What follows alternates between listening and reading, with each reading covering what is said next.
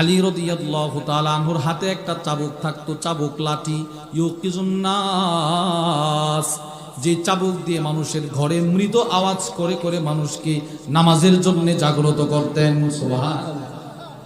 নিজে আওয়াজ এইভাবে ছোট ছোট টুকু দিয়ে দিয়ে মানুষকে নামাজের জন্য জাগ্রত করতেন।